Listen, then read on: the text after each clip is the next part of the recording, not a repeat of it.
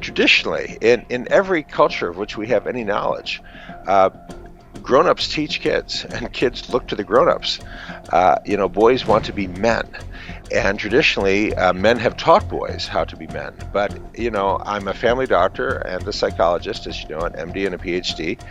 And in my own practice, my own firsthand experience, I see a growing number of men who want to be boys.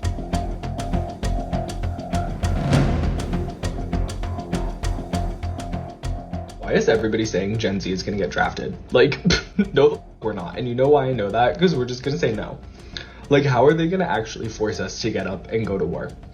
I understand it was like that in, like, the 1940s. What else is there to do in 1940 besides shoot people? We have things to do nowadays. We have twerk, be bisexual, eat hot chip, lie. And we're also, like, really mentally ill. I have like 6 of these. What makes you think I'm qualified to have a gun, like, within 600 feet of anybody, including myself? And finally, like, guns are, like, so tacky. Like, can you imagine just, like, pulling up with a gun? Like, that is so embarrassing. Like, what is this, the Revolutionary War? No. Like, let's just chat. Let's just talk. There's no need for all the, like, no. No. It's not gonna happen, don't worry. And I'm commuting in the city, and it takes me forever to get there. I know I'm probably just being so dramatic and annoying, but this is my first job, like my first 9-to-5 job after college, and I'm in person, and I'm commuting in the city, and it takes me forever to get there. There's no way I'm gonna be able to afford living in the city right now, so that's off the table. Like, duh!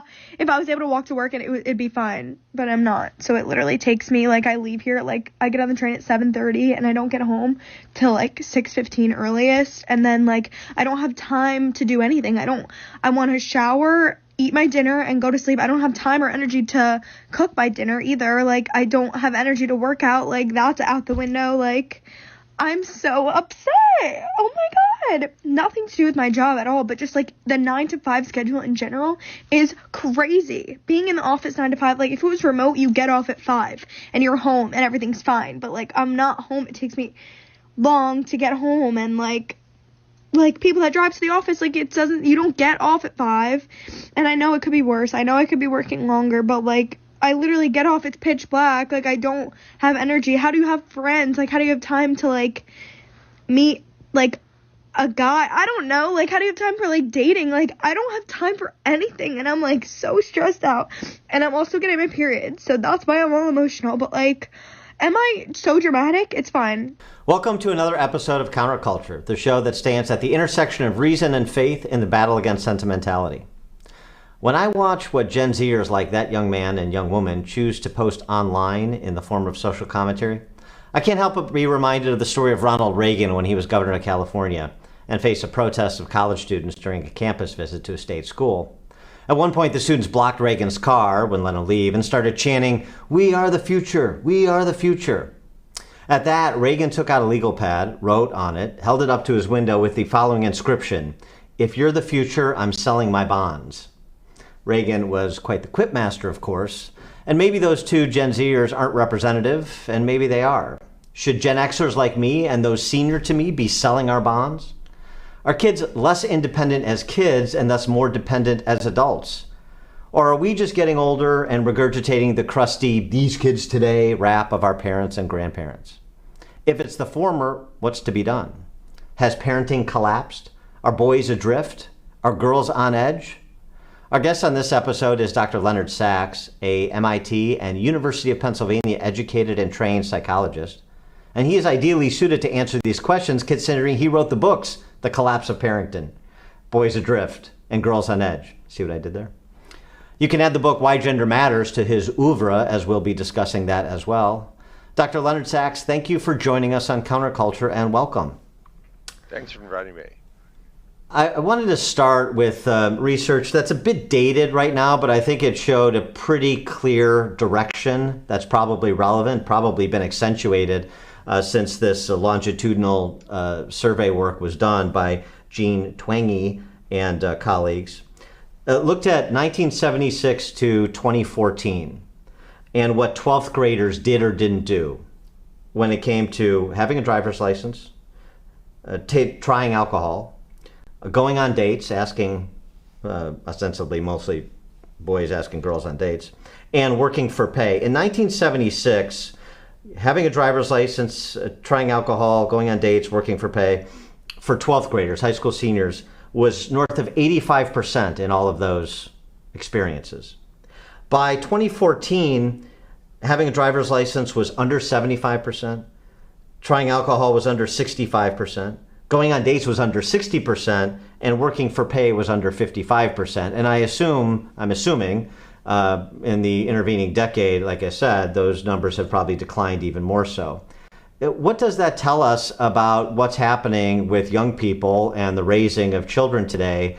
You wrote this book, Collapse of Parenting, as the question I sort of prefaced at the outset. Are kids less independent as kids, too dependent as kids, and thus becoming too dependent as young adults? Well, sure. Let me first of all say that your assumption is correct. Jean Twenge has just published a big book on this topic called Generations, where she brings those data up to date. And indeed, the newer data shows that what she calls the slow life strategy is the term that she uses in her latest book, is very predominant among Gen Z, the youngest adults.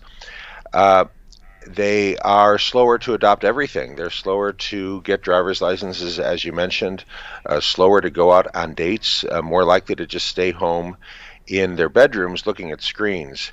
And she correctly concludes that the screens are the key problem here. Traditionally, in every culture of which we have any knowledge, grown-ups teach kids, and kids look to the grown-ups. Boys want to be men. And traditionally, men have taught boys how to be men. But, I'm a family doctor and a psychologist, as you know, an MD and a PhD. And in my own practice, my own firsthand experience, I see a growing number of men who want to be boys, fathers who are asking their 9-year-olds how to play Call of Duty and Grand Theft Auto. And this is really unhealthy. The father thinks he's being the cool dad by sitting in front of the screen with his 9-year-old, but that's not what his son needs. So a lot of parents are confused about what kids need, and as a result, we've got a lot of kids, as I said, in their bedrooms, girls looking at social media and boys playing video games.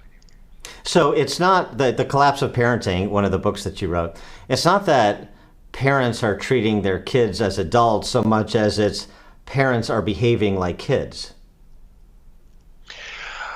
Some parents are. I don't think it would be fair to say that that's true of all parents, but what is true of a great many parents is that they're uncertain of their authority. So I'll say to a parent, look, your son's told us he's staying up past midnight every night playing video games. That's his main free time activity.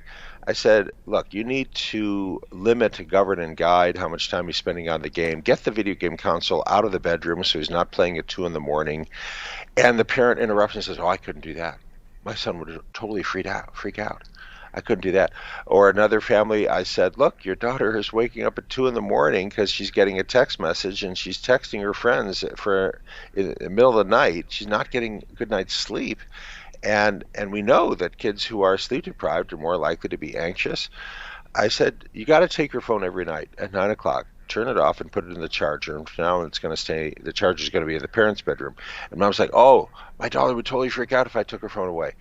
Parents who are uncertain of their authority, who are uncomfortable exercising authority. And as a result, you got boys on video games past midnight, girls on TikTok past midnight, because parents are not doing their job. It's the parents' job to limit, govern, and guide what kids are doing with their screens. And again, American popular culture now undermines the authority of the parents, but this has to be the parents' job. The parent read in the New York Times or heard on National Public Radio that good parenting means letting kids decide. And in some domains that may be true, but not in this domain. Whether or not you're going to have a phone in the bedroom should not be for their child to decide. It's not reasonable. It's not age appropriate to put that choice in the lap of your 14-year-old. What's your daughter supposed to say tomorrow in school? When her friend says, hey, I texted you last night at midnight. How come you didn't answer? Is your daughter supposed to say, well, researchers have found that sleep deprivation in adolescence is a major risk factor in the etiology of both anxiety and depression? It's ridiculous. Right. You can't expect a 14-year-old to talk that way. You got to allow her to say, hey, my evil parents take my phone every night at 9. Won't have it back till the next morning. It's your job to be the evil parent, to take the phone. And again, a lot of American parents are unwilling to do that. You mentioned my book, The Collapse of Parenting. The original title of that book, the title I sent to the publisher, was The Collapse of American Parenting. And the subtitle was Why Most Kids Would Now Be Raised Outside North America. But if you're not a celebrity, you don't get to choose your title. It's there in the contract. The publisher gets to choose the title. But I have spoken on this topic to parents in Scotland, in Germany, in German-speaking Switzerland, in Australia, in New Zealand. And I can tell you, those countries, kids don't go to bed with their phones. The parents wouldn't dream of allowing that. But in this country and in Canada, parents are terrified of their kids. Parents are reluctant to exercise authority, and they let kids decide. And that's a big mistake.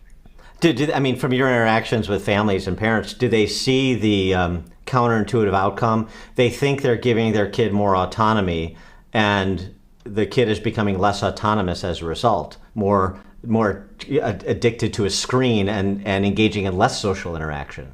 Yeah. Well, that is, as you said, a counterintuitive outcome.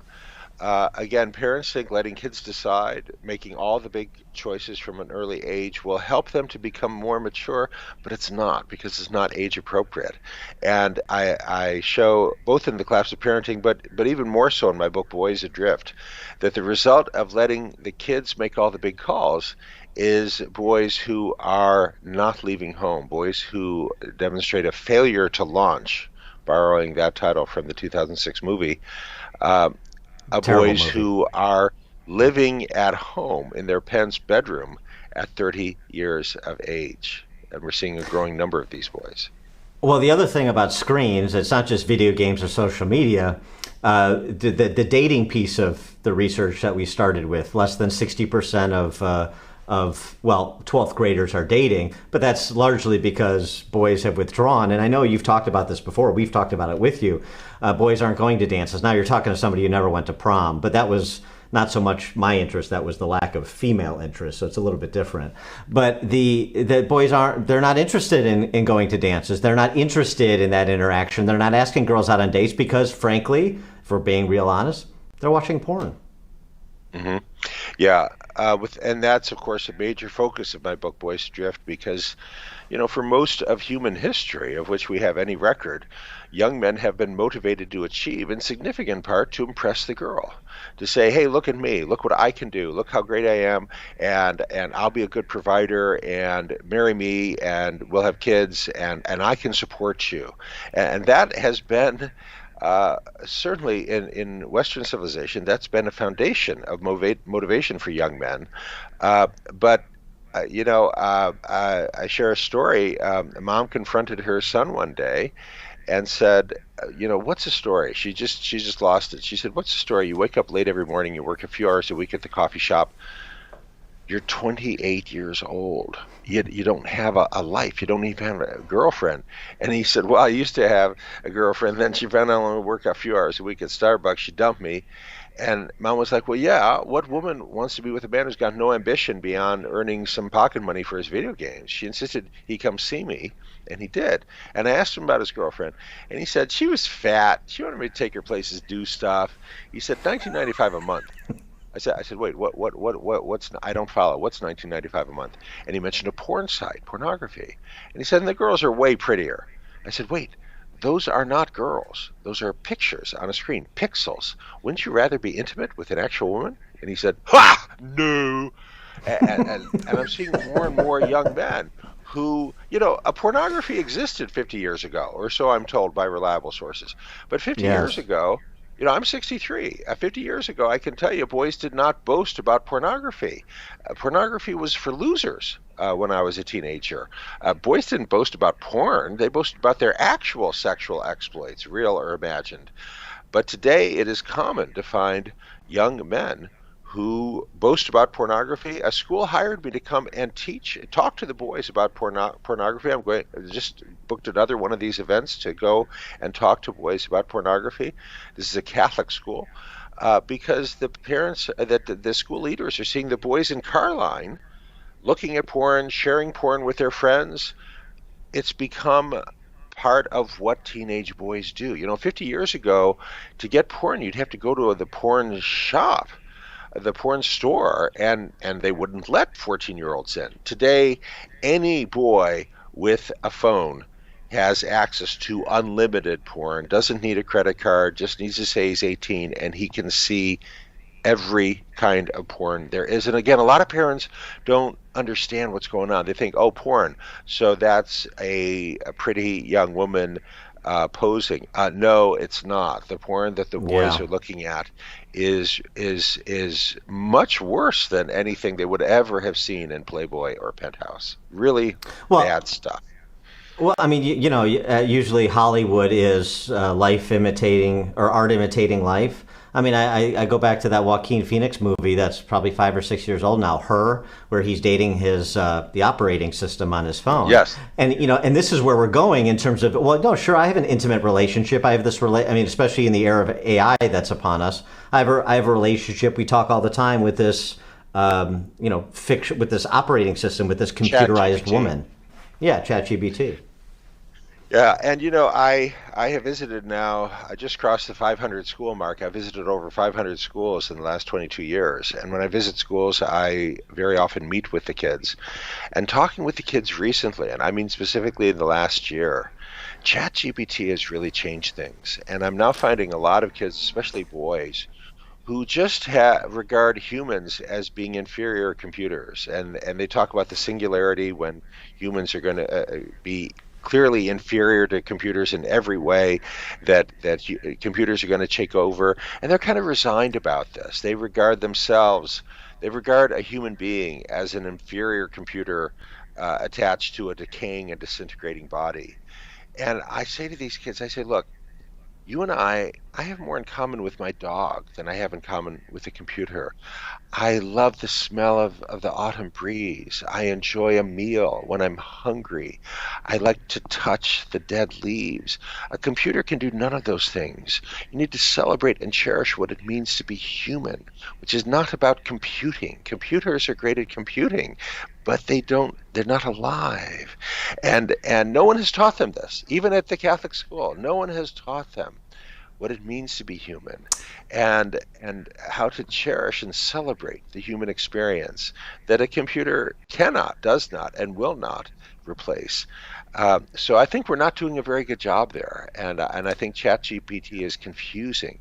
Artificial intelligence is confusing a lot of teenagers, and the grown-ups are not stepping in and explaining how humans are different from computers. We're not inferior computers.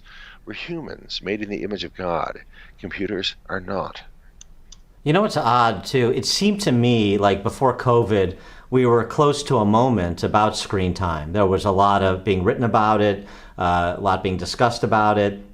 There were documentaries about the purposefully addictive nature of social media sites like Facebook, and you had the stories about the tech titans that wouldn't let their 11, 12-year-olds have smartphones. They limited the time on the. I mean, so what did they know, sort of thing, and that was a real discussion, and maybe it was starting to penetrate. And then, of course, COVID hit, and everybody goes to remote learning. So all the concerns about screen time were just out the window, and it was doubling down on screen time. And now it seems to me we have further to claw back than where we were pre-COVID on that issue. You mentioned Jean Twenge. She did a very interesting study of teens and COVID. So as you mentioned, when the lockdowns were enforced back in late March 2020, the New York Times published 2 articles by 2 different parenting experts saying, hey, remember the limits on screen? Well, forget the limits on screens. We're all in lockdown, so let your kids spend as much time on screens as they want to, because that's the only way they can connect with their friends. That was terrible advice. So farther on into the pandemic, Jean Twenge and her colleagues did a really important study looking at teenagers across the United States Because again, the initial news in 2020 was that teens were having a meltdown. They were all getting more depressed because they were isolated from their peers. That's not quite accurate, though, Jean Twenge found. She found that asking the kids later on in the pandemic, some kids did get worse. Some kids were more likely to be depressed as a result of the pandemic. But other kids were not. It was bimodal. Other kids were less likely to be depressed than they were before the pandemic. And she found you could tell with one question which way this teen had gone during the pandemic. And that one question was, as a result of the pandemic, have you become closer to your parents? If the teen said, yes, I have, they're doing great. They're flourishing. If the teen said, no, I have not, then they are much more likely to be anxious and depressed. So the pandemic lockdown ended all the after-school stuff. And a lot of kids were overscheduled, and they were going from school to computer coding class to travel team soccer and not spending any time at home with family. Well, that all ended. And some parents were like, okay, it's lockdown. We're going to spend time together. We're going to play board games. We're going to watch movies together. We're going to spend time together. And other parents unwisely followed the advice of the New York Times and let their kids hole up in their bedrooms connected to screens, watching peers, interacting with peers on TikTok and Instagram.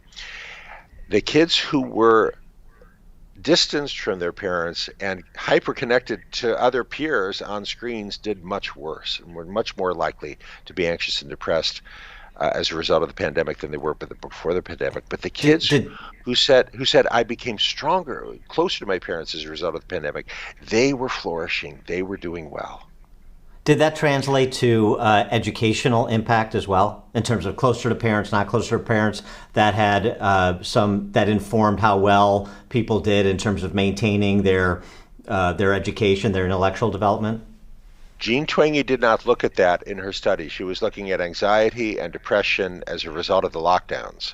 And that was the focus. She was not looking in that study at school performance. However, we have, of course, a great deal of research from other sources showing that the lockdowns were immensely harmful to kids, and the kids have not yet recovered from the lockdowns for those who attended schools that did the full lockdown bit.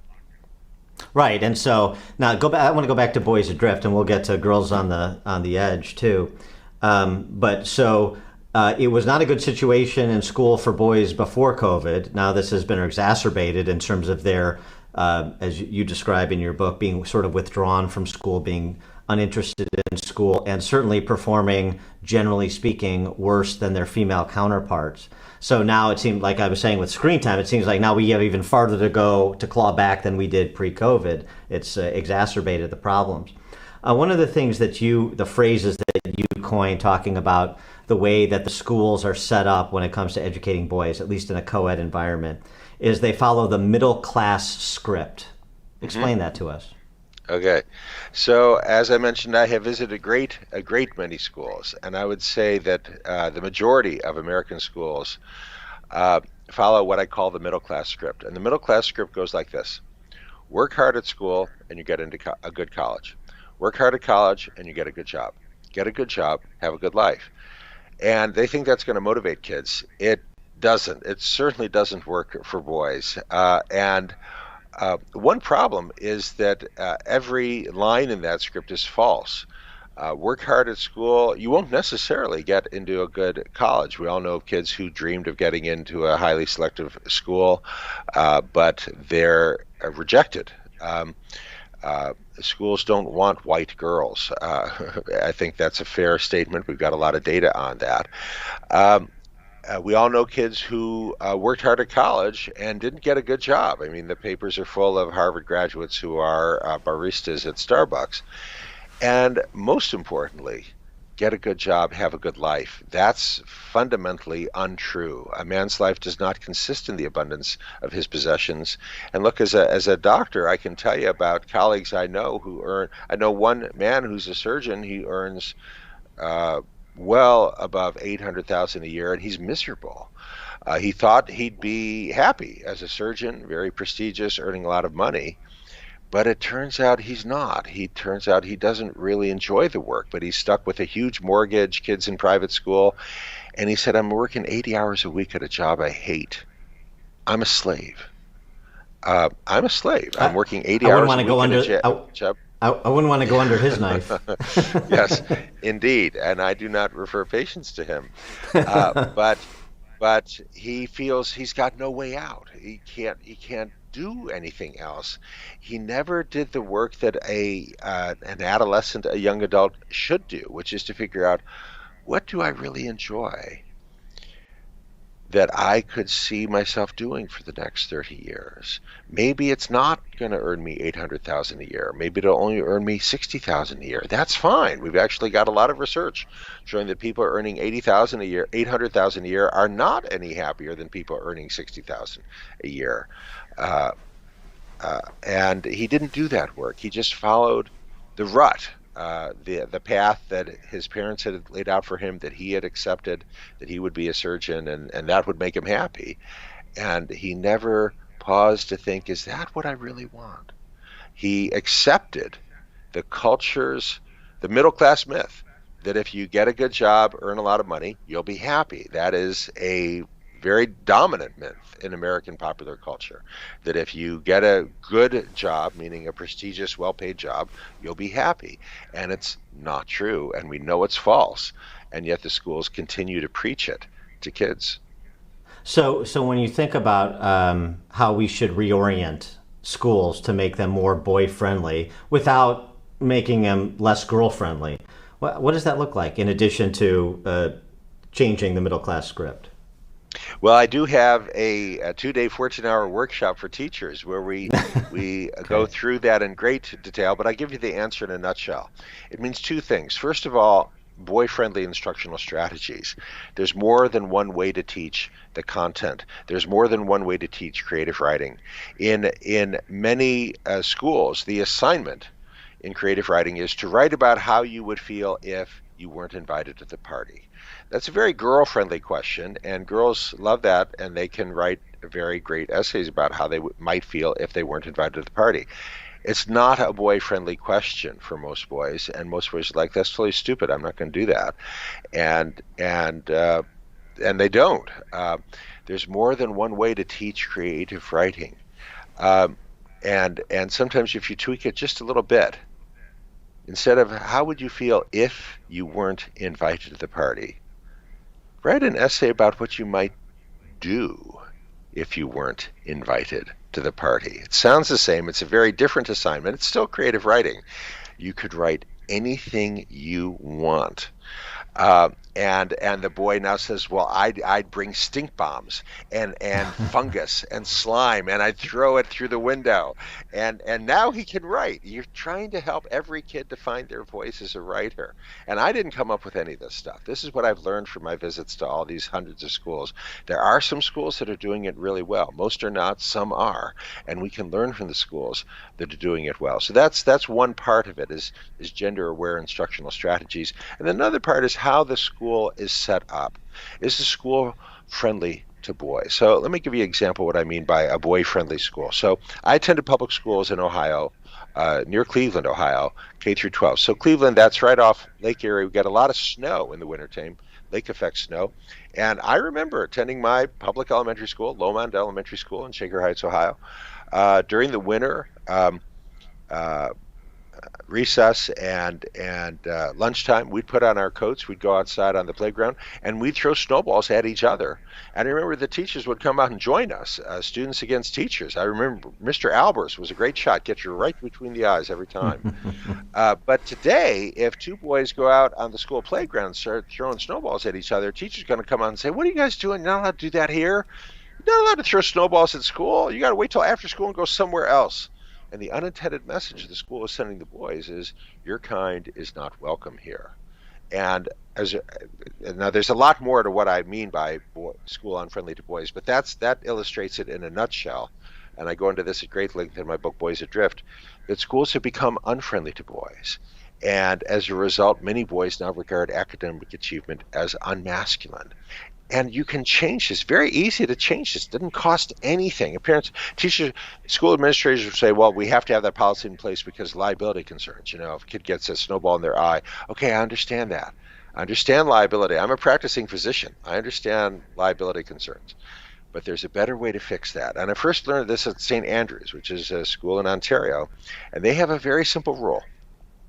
If you want to throw snowballs at each other, go to the football field.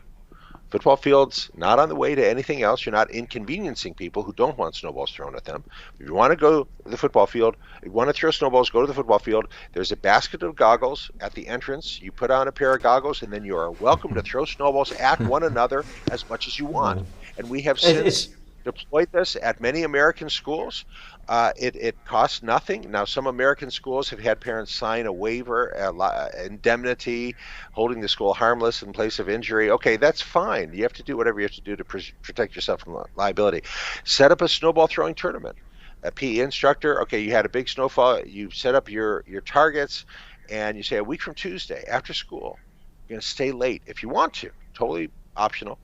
And we're going to have a snowball throwing tournament. We're going to put you in pairs, and in each pair, you get 5 chances to hit the target. Whoever hits it more advances. Whoever doesn't sits down. At the end of the day, we're going to have a champion. And that boy who last week said school's stupid now is asking parents for permission to stay late after school to participate in the snowball throwing tournament.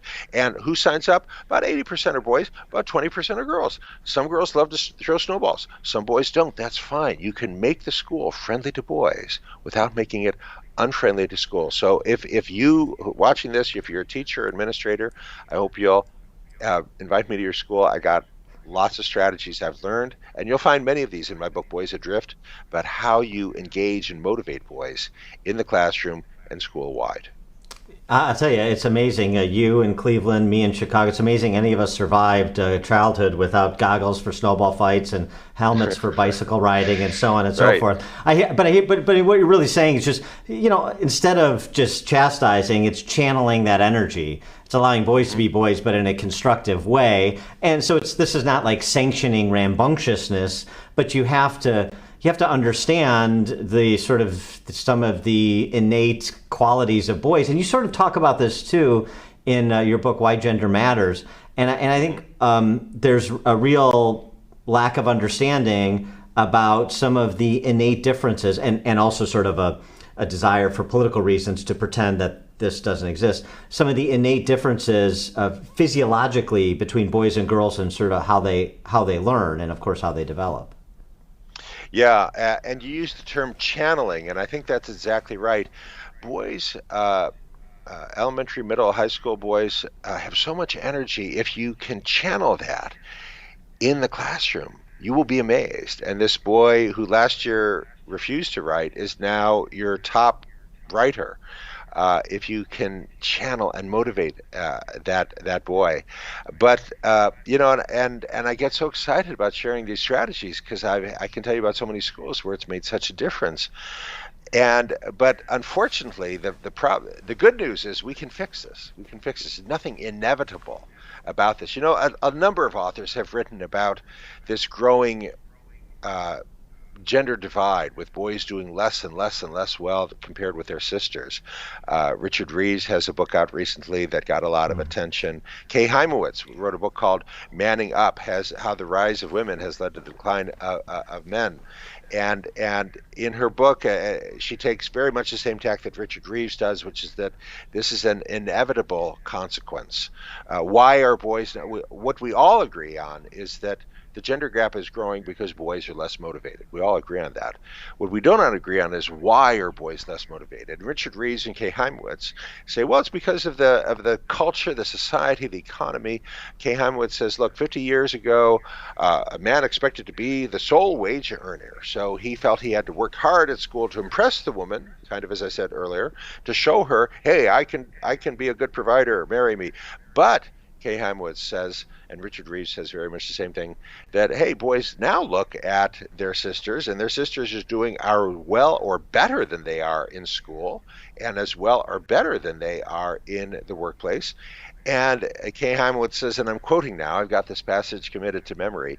She says, young men today are less motivated because they are quote, confused about their role as providers in the global marketplace of the 21st century, end quote. And Richard Reeves takes very much the same point, that it's inevitable. There's nothing we can do about it because the modern marketplace has undermined the motivation of men.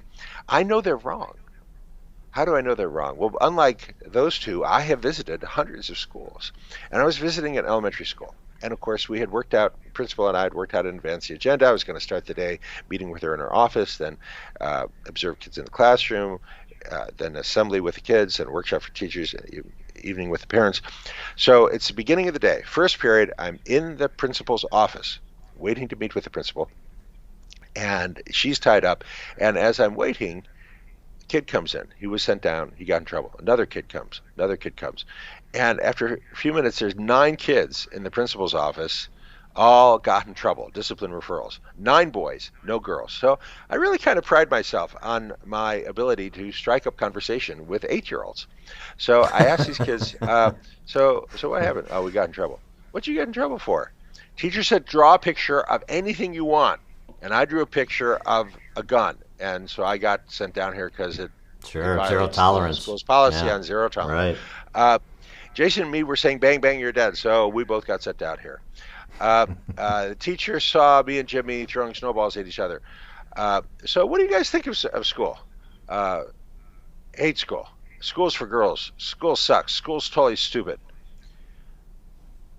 I'd never heard any of these boys say anything like, well, I'm confused about my role as a provider in the global marketplace of the 21st century.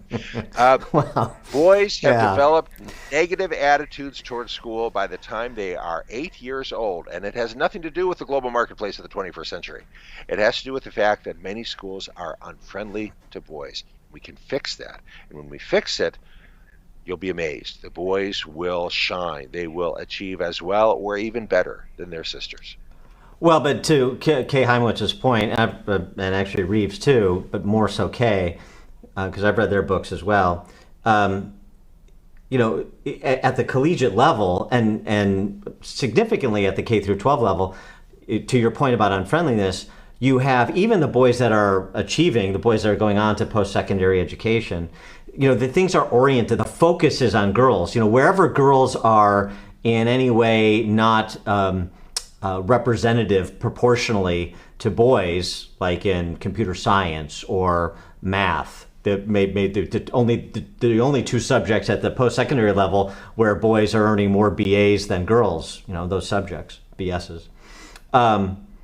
Everything's oriented to what are we doing to get more girls into STEM? What are we doing to get more girls into STEM? Nobody's saying what are we doing to get more boys into English literature or nursing. To become American history teachers or nursing or so on and so forth. Yes. So the 60-40, 65-35, 75-25 distribution of women to men for BAs, for advanced degrees in most of these disciplines, that's not a concern at all. But if you're, only 35 or 40% of women in computer science earning degrees in computer science, it's all hands on deck. Well, and indeed, when you talk about boys, it's almost not allowed. So I led a full day of professional development for a private school in Austin, Texas. And one of the teachers is earning her master's in education at the University of Texas at Austin, UT Austin. And she told me how she went to her professor, one of her professors at the School of Education. And she said, she held out to the professor a copy of my book, Why Gender Matters. And she said, I'd like to lend you my copy of this book. I think you might find it really interesting.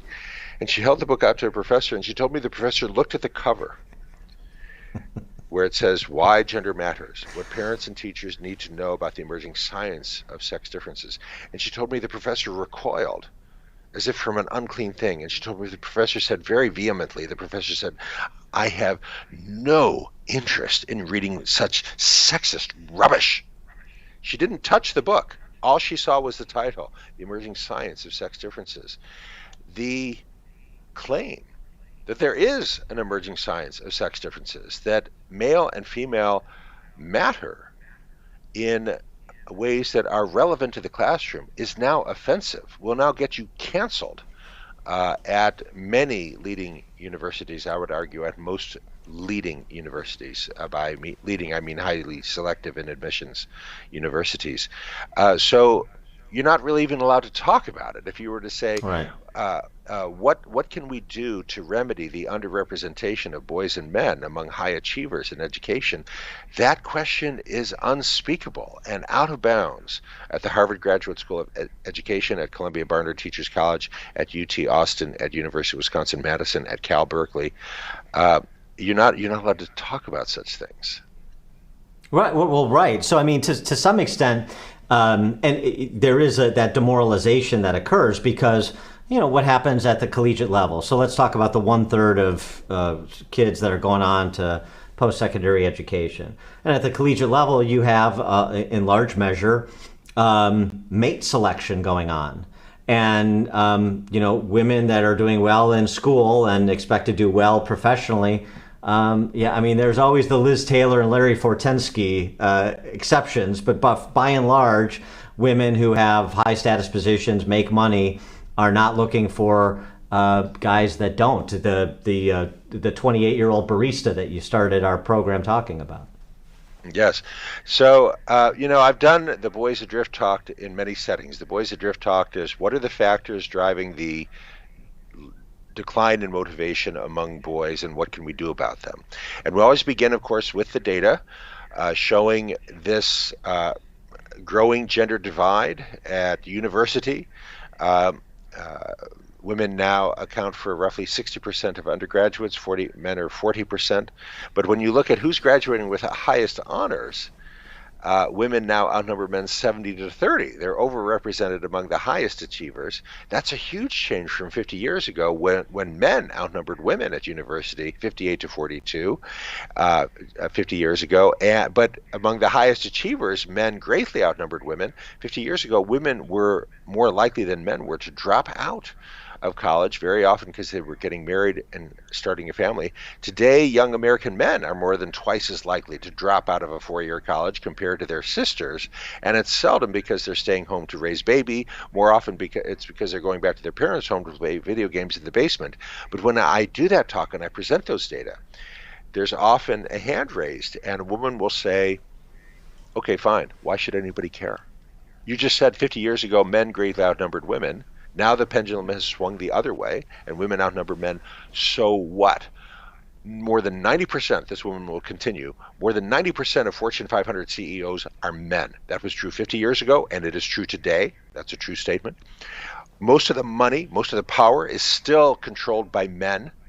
So fine, the pendulum swung the other way. Why should anybody care? It's a fair question, and I have a good answer. And my answer is 3 words: educational, assortative, mating. That's the answer. So 50 years ago, if a man had earned a 4-year degree and he was going to marry a woman, he might have in mind a number of qualifications for his future bride, but it turns out that educational attainment wasn't one of them. If she was pretty, that would more or less take care of it. She didn't have to have a 4-year degree. Today, if a young woman has earned a 4-year degree and she's going to marry a man, she's looking for a man who has equal or greater achievement, ambition, motivation compared to what she has. And there are not enough good men to go around. Women outnumber men 60-40. And that is a major factor driving the rapid decline. The next slide in that presentation is the downward slide in marriage rates among Americans. With no taper in that trend line. If anything, it's accelerating over the past 30 years. And this is a major factor, demographers believe, in driving this decline in marriage. And it's not confined to women with 4-year degrees. So I'm a family doctor, young woman I know well, neighbor, known her since she was a toddler. This story takes place, she's 20 years old. And I say, Linda, I bumped into Brett the other day, and he's just going on and on about how great you are and how funny you are and how pretty you are. I said, Linda, why don't you want to marry the father of your 2 children? And she said, Dr. Sax, I already got 2 babies at home. I don't need a 3rd. Yeah. If a woman's going to marry, she's looking for a man who has equal or greater educational attainment, and that is true across the board. Whether you're talking college educated or not, she's looking for a man who has equal or greater educational attainment, and there are not enough good men to go around. And this is driving the rapid decline in marriage, across the United States. And that's why, that's my answer to that woman who said, why should anybody care? That's why you should care. If you care about family, if you care about the culture surviving, that's why you should care. Young women are looking for men who have achieved something, and there are not enough good men to go around.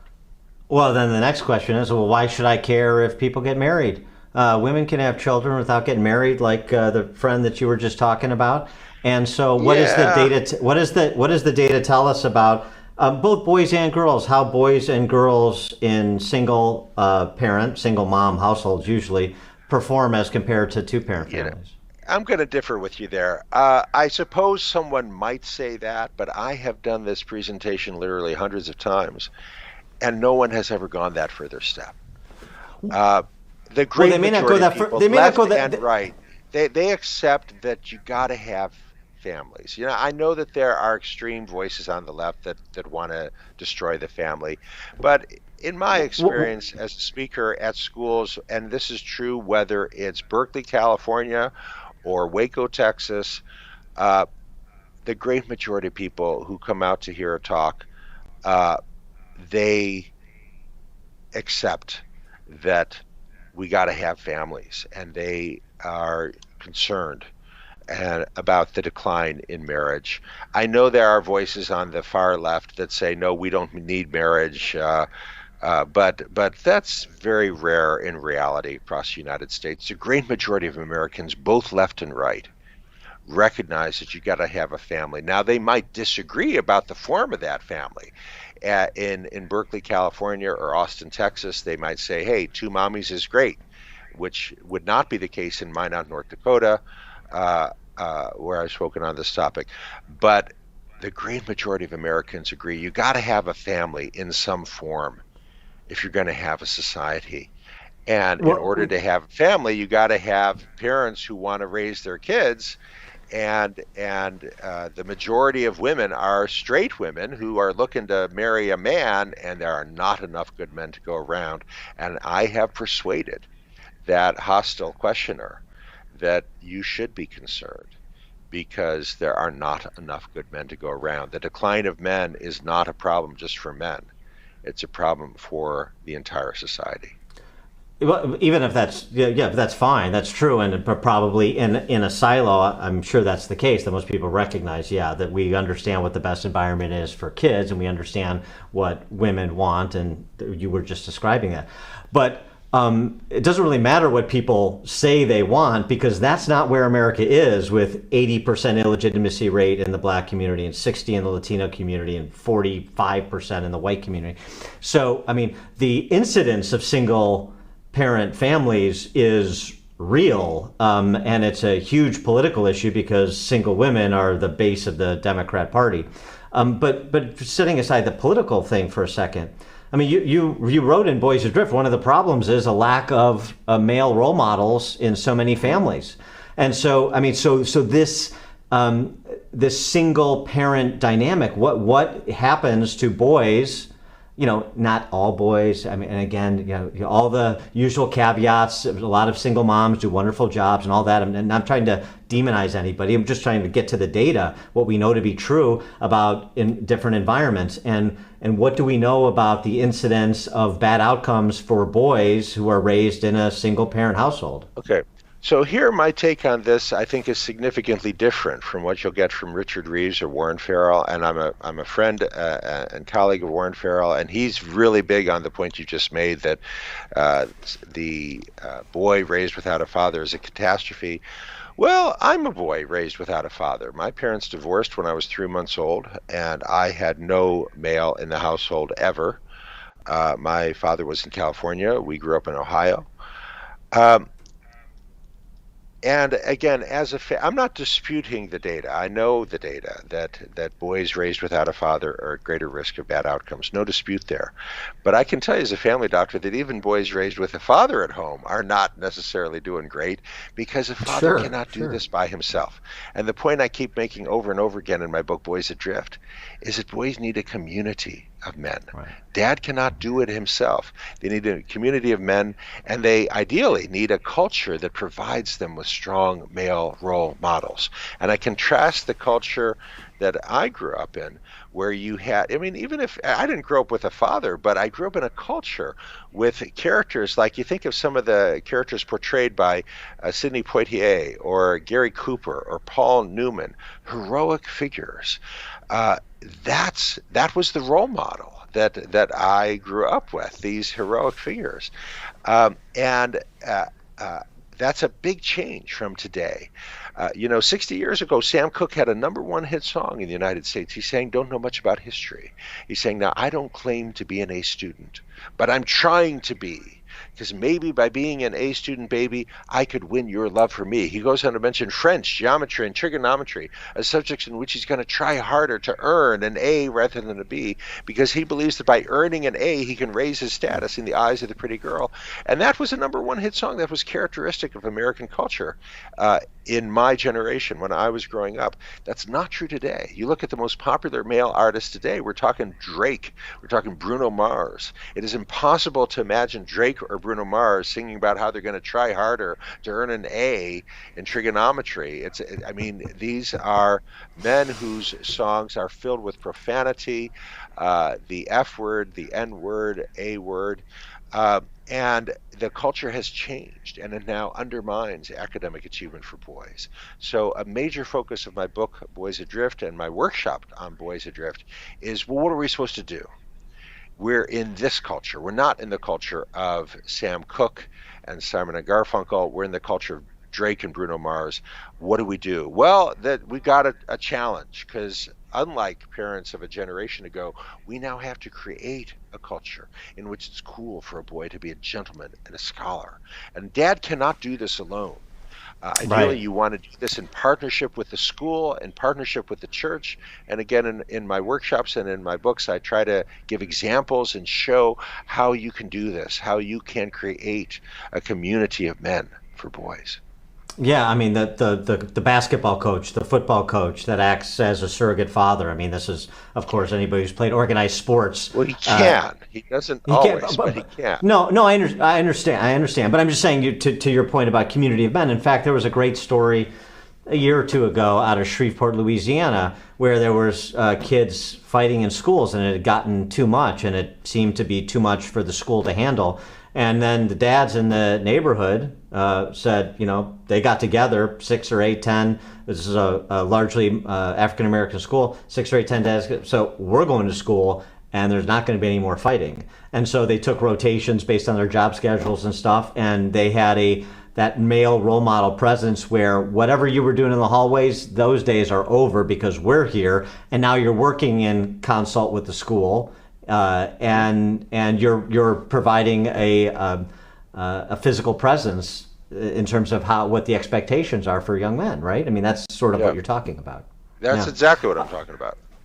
I want to, I'm not trying to focus on boys to the exclusion of girls, lest I be called a misogynist here. But so in Girls on the Edge, you also talk about the pitfalls for girls and the biggest challenges, and they're somewhat different, beginning with sexual identity and including then, of course, here we get back to social media and screen time and the cyber universe and the cyberverse. And so I just want to address sort of the difference between the particular challenges and dangers that girls need to traverse versus boys.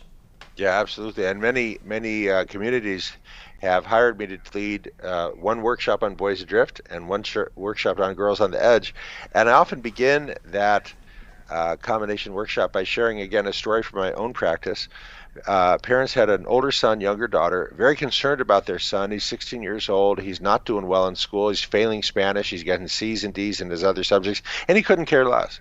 He's having a great time in his bedroom with his video games and hanging out. He's got his headset. He's online playing World of Warcraft with his buddies, and he's enjoying a great time. Eats a whole pizza in an evening, no problems whatsoever. I'm a psychologist. As near as I can tell, this boy's perfectly happy with his pizza and his 55-inch flat screen and his video games. Flunking out of school, parents are pulling their hair out. He's perfectly happy. The parents are very proud of their daughter. She's basically a straight A student, has lots of friends, athlete.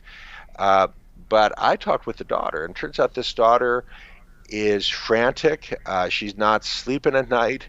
She eats one piece of pizza and she's consumed with remorse that she shouldn't have eaten that piece of pizza. She's got a muffin top, she says. She thinks she's overweight. She's not. She's secretly cutting herself with razor blades on her upper inner thigh where her parents won't see. She's very anxious. And the parents don't really get it. The parents don't. They're just looking at the surface. And, hey, she's a straight A student. She's got lots of friends. Where's the problem? Well, your daughter's very anxious. Both these kids are struggling. Both these kids are having major problems, but the problems are very different. Girls' problems are different from boys' problems. Girls are not the winner here. Girls are much more likely to be anxious and depressed compared with American girls just 10 years ago. And there's no taper in that trend line. It's getting worse and worse and worse. So government has been asking high school kids for many years, recently, have you felt so hopeless that you just can't function? And for girls, that number is just soaring. The latest number, 57% of high school girls tell researchers, I just feel overwhelmed by hopelessness and anxiety. More than half, 57%. Girls are not the winners here. Girls are struggling, boys are struggling, but the issues are very different. In this family, the boy's perfectly happy, but he's a goofball who's more concerned about getting the next level in his video game than he is concerned about graduating from high school. The sister is doing great in school, but she is anxious and teetering on the brink of depression and cutting herself with razor blades, and the parents don't even understand their daughter's issues. So, yeah, they both have issues, but the issues are different. So what's the variable, the new variable, or the variable that has been enlarged that's driving that anxiety among young girls that you're describing? Well, there's not just one variable. There are multiple variables. But one of them, again, I keep coming back to in my writing and in my work and in my interactions with girls, not only here but across the United States, is this confusion about what it means to be a woman and what a woman should be. You know, I'm old enough to remember the Sally Ride era, let's say 30 years ago. What I mean by the Sally Ride era was the era of saying women can be anything. Women can command the space shuttle. Women can climb Mount Everest. Women can be 4-star generals in the army. And that was great. And, 30 years ago, we thought that would just keep on going and going and going, but it hasn't. It has been undermined. It has been undermined by critical gender theory, Judith Butler and her followers, and the transgender activism. So that now if a girl says, I want to command combat infantry, I want to be a paratrooper, that girl is going to be asked, what are your preferred pronouns? Are you transitioning to the male role? The ironic result of this critical gender theory and transgender activism has been a hardening of gender stereotypes. So if you don't like Barbies in pink, well, maybe you're a boy. And I myself, again, in my role as a family doctor, parents consulted me. Their daughter was a girly girl and insisted on dressing up as a princess for Halloween year after year, and they showed me the pictures. I love to draw these very flowery pictures, lots of colors, lots of flowers, and she wants to be a fashion designer. But then she fell into depression at 14 years of age, and she saw a TikTok video that said, hey, girls are depressed, boys aren't. If you transition to being a boy, you won't be depressed. And then she found more videos about this on YouTube, and she announced to her parents, I'm a boy, I want to transition. And the parents are like, what are we supposed to say to that? And I said, I want to see every picture she's ever drawn. I want to learn as much as I can about this girl. It turns out she's a very girly girl. She was and is a girly girl, but she's very confused by this gender confusion. And now she insists the social promotion of it. You will not benefit your daughter by affirming this confusion. She's not a boy trapped in a girl's body, although she claims she is. She is mistaken. 14-year-olds are often mistaken and confused, and she is mistaken and confused, and you will not benefit her by transitioning her and giving her testosterone and signing her up to get a mastectomy. There's been a tripling in the numbers of gender-affirming surgery, just between 2016 and 2019, we just got this study a few months ago, between 2016 and 2019, the number of gender-affirming surgeries in the United States among young people went from just over 4,000 in 2016 to over 13,000 in 2019, tripling. And most of the majority of those are bilateral mastectomies.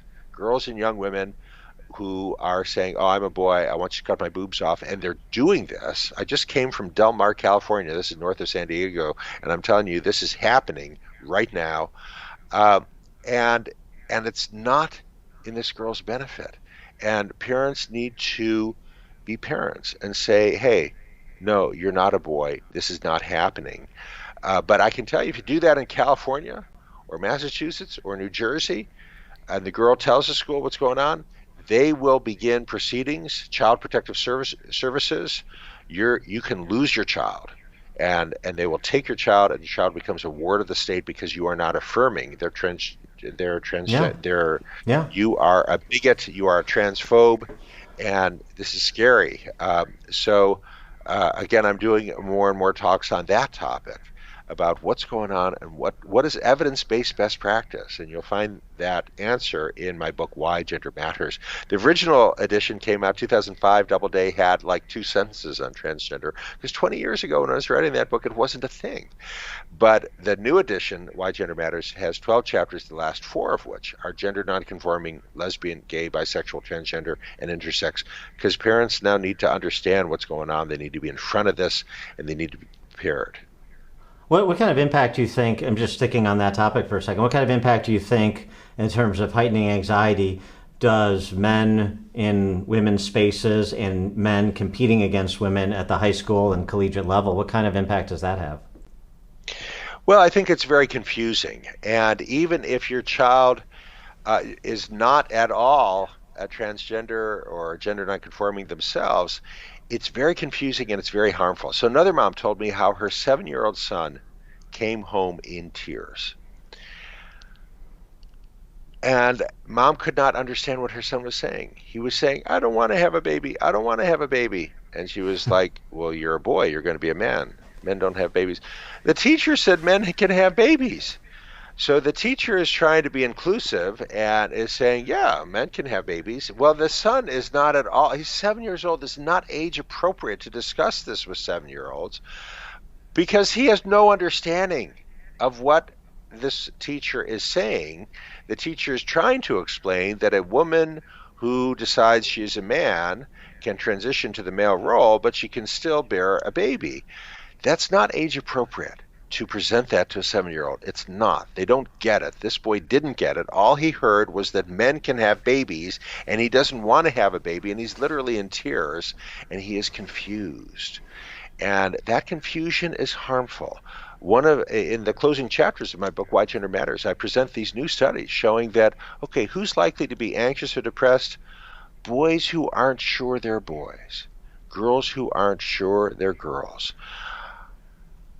So, well, then it follows as a matter of evidence, you don't want your son to be confused about whether he's a boy or a girl. We do want to affirm equal opportunity for all. So if you're a boy and you want to dance ballet, that's great. Mikhail Baryshnikov was a great dancer. That can be your role model. You can be a great dancer, but you're going to study ballet as a boy, not as a girl, and you're not going to wear a tutu. And you're a girl and you want to be combat infantry and you want to be a parachutist, that's great. You can do that as a girl. There's lots of ways to be a woman. You don't have to become a man because you want to jump out of an airplane. Again, as I said, the ironic result of this transgender activism has been a hardening of gender stereotypes, and that girl who wants to be a combat parachutist now thinks she has to be a boy. You don't. A girl can be anything. Going back to the slogans of 30 years ago, girls can do anything. Those slogans are being discarded by the transgender activist movement, who, and believe me, some of the people who are most worried about this are in the lesbian community. I spoke with another middle-aged lesbian, a lesbian my age, who said there are no young lesbians. They're all trans. The women who like to wear combat boots and wrestle hogs, now instead of growing up to be a lesbian woman, I'm quoting what this woman said to me, they're now transitioning to being men. And many in the lesbian community are really up in arms and are combating transgender activism because they see it correctly as undermining their community. Yeah, so are a lot of second and third wave feminists who don't think that Caitlyn Jenner can just wake up one day and be them. Yes. Yes. I wanted to get one more topic before we let you go. I appreciate your time. That's off topic in terms of child development to some extent, but not completely. There's the chief judge in Cook County in Illinois is a guy named Tim Evans, and he suggested recently that we should set up a special young adult court for young people that are adults, young adult, age 18 to 26. And there should be special consideration for 18 to 26-year-olds, just like there are for those under 18, juvenile court, because the prefrontal cortex is not fully developed until you're 26 years old, and thus your cognitive skills and your emotional response to stress not fully developed to 26. I mean, remember, he presides over the criminal courts in Cook County. So what this really is an effort to treat 18 to 26-year-olds who commit crimes as essentially juvenile offenders. Is that a fair read on, we're talking predominantly about men because it's predominantly men who commit crimes. Is that a fair read on a man's intellectual development and also personal responsibility? Well, let's talk about first of all age 26. So we actually now have a great deal of brain research where researchers have followed children year after year after year, having their brains scanned, and at what age do kids reach maturity in brain development in the prefrontal cortex? Turns out that girls reach full maturity by about 22 years of age. Boys not until 30 years of age. 30 plus 22 is 52. 52 divided by 2 is 26. That's where that age 26 comes from. The average young adult is fully mature at age 26, but the problem is there's no such thing as adults. There's men and women. Women reach full maturity at age 22, men not until 30 years of age. So one of the lead investigators on that study, Jay Geed, I hired him to speak at our conference in Lincolnshire, north of Chicago, and he tried to make a joke out of that finding. He said Hertz and Avis have the best neuroscientists. He asked us to imagine a 24-year-old male and a 64-year-old male. He asked us, who has better eyesight, who has better hearing, who has faster reflexes? Well, the 24-year-old enjoys a big advantage on all those parameters compared to the 64-year-old. But he continued, Hertz and Avis will charge that 24-year-old a surcharge, often of hundreds of dollars. And in some cities at some times of year, notably spring break, they won't rent to that 24-year-old at all because they know that 24-year-old is not a mature adult. He's still a boy, trying to impress the young woman sitting next to him by driving 110 miles an hour on a city street, not realizing the young woman is not impressed, she's annoyed, and she's terrified. So, yeah, I think it is absolutely correct to say that boys do not reach maturity in brain development until 30 years of age. But I am not persuaded by the Cook County judge that we need to make special allowance. On the contrary, I think what we need to do instead is take more seriously the task of teaching boys to be men. And what does that mean? It means self-control. Dwight Eisenhower, Supreme Commander of Allied Forces in the Second World War and President of the United States, 1952 to 1960, very often quoted Proverbs chapter 16, verse 32. Proverbs chapter 16, verse 32, greater is he who can govern himself than he who takes a city.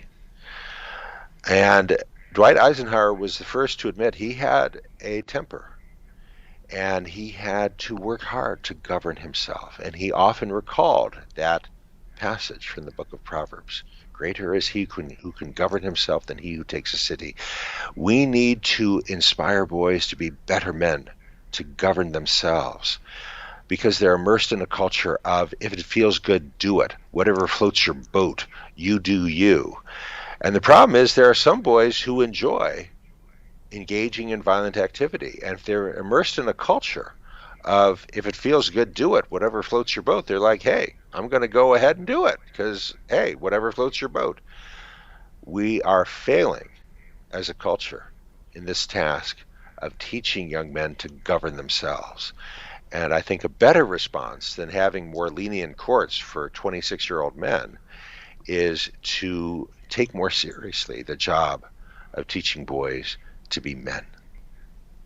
He is Dr. Leonard Sax, psychologist, author of books including Collapse of Parenting, Boys Adrift, Girls on the Edge, and Why Gender Matters, that we've discussed in some detail on this episode of Counterculture. Dr. Sax, thanks so much for joining us. Really appreciate your time and insights as always. Very good. Thanks for inviting me.